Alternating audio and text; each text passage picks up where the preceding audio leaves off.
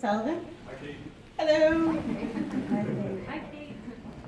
Let me start off by asking everyone here today a few questions in regards to the United Nations definition of gender violence. It is violence against women that is gender-based. Violence that results in or is likely to result in physical, sexual, or mental harm or suffering to women, including threats, coercion, and deprivation of liberty, whether these acts occur in public or in private. Who here has never witnessed some form of gender violence, whether this is witnessing physical, verbal, or sexual violence towards a stranger or a loved one such as your mother, your sister, or your friend? If you have never witnessed this form of violence, please raise your hand right now.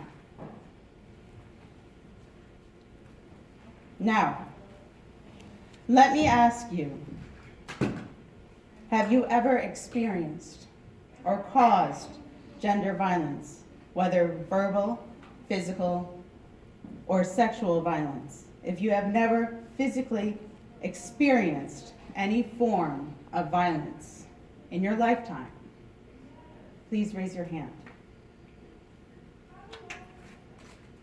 Now, I would like us to take a moment. So, if you can move over a little bit, you move over a little bit, you move over a little bit, you move over a little bit. This group over here is about 30% of our group right now. Maybe a little bit more, maybe the ones that are sitting. This group here represents a worldwide phenomenon. 1 in 3 women will experience some form of this violence. It doesn't matter what state, what country you live in. This is worldwide. 1 in 3 women will experience this. Take a look at this group right now. 38% of the people in 2017 that will die from murder. 38% of women who will be murdered is likely to happen from their partner.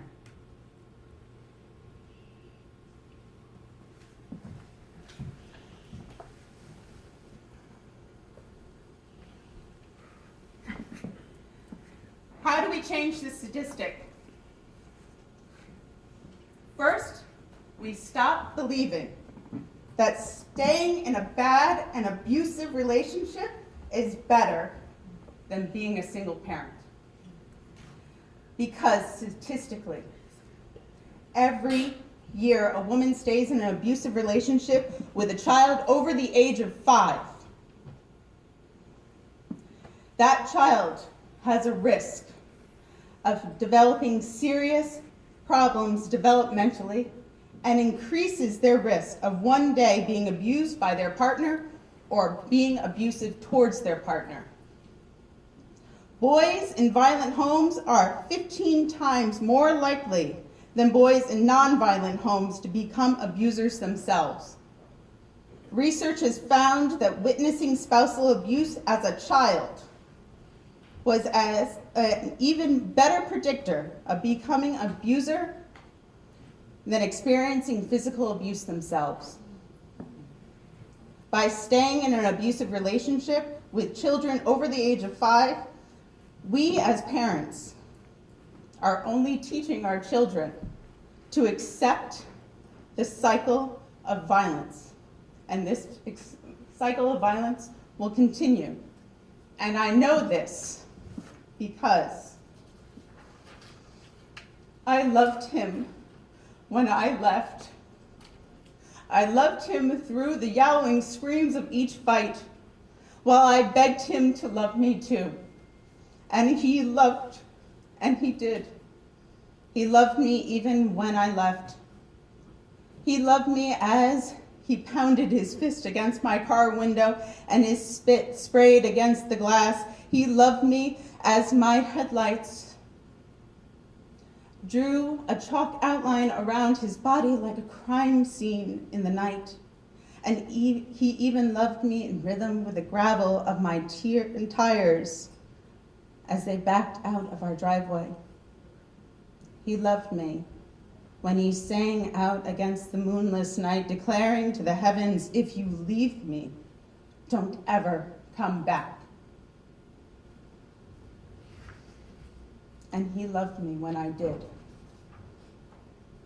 And as we collapsed into each other's arms, folding our bodies onto our kitchen floor, pressing into the grit left in between each floorboard, I loved him as he held me, and he pressed his face into mine as I felt his grip clench the back of my neck, shifting the epidural space between my neck bones.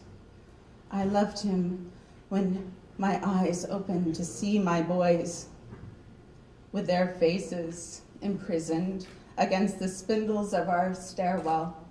And I remember that even though I loved him with an orgasmic desperation to be loved, I realized I had to love them more. And when I felt our boys stare at us the same way I looked at my parents as a girl with a smell of hope and excitement filled my broken home's kitchen. The smell of my parents reconciling filled the air like baked cookies, sweet and gentle, until it turned, burning the sugars against sheet pans, smoldering the insides of my memory. It was the day I thought I saw my parents kiss and make up. The day when I saw my mother's eyes catch the glint of hope in mine, and she did as I did. The day I left him, even though I thought I still loved him. She pushed my father away, turned her cheek away from his lips, and she looked through him at me because she loved me. So she left my father even when she still loved him. And even though I loved my husband, I pressed my fingertips into his chest, pushed against our love, a love that took and grabbed and slapped. I loved him even more than I loved myself. I did not love him nearly as much as I loved the women my boys would one day love. The women my boys would have shown off like a prize. The women they would have ignored and dismissed. The women they would have demanded everything from like it was their right.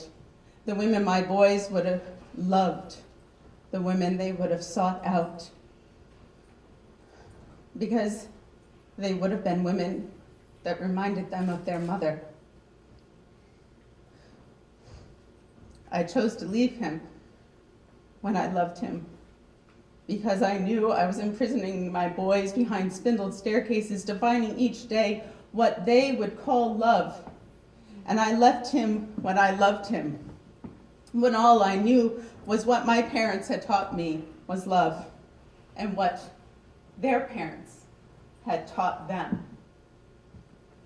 A love that made me believe I was warm against concrete walls, a love that could be forgiven with flowers and a kiss, a love that yelled because it was passion, a love that took, grabbed, and slapped because sometimes I messed up.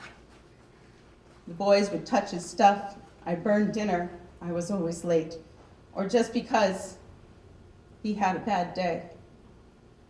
I left him when all I knew was this kind of love. Driving into a darkness onto a road, out into a world I had never seen. Believing if I drove far enough, one day my boys would love a woman who would not howl like a dying animal against the night, who would never curl into a corner hoping love would just stop hurting her. I left him when I loved him because I loved the women my boys would one day love, the women whose beauty would be defined by their confidence, the women my boys would trusted,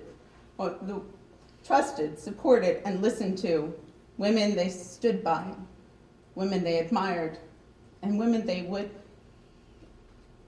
not coddle, who would not coddle their male egos, women who were their equals, because one day they would fall in love with a woman just like me.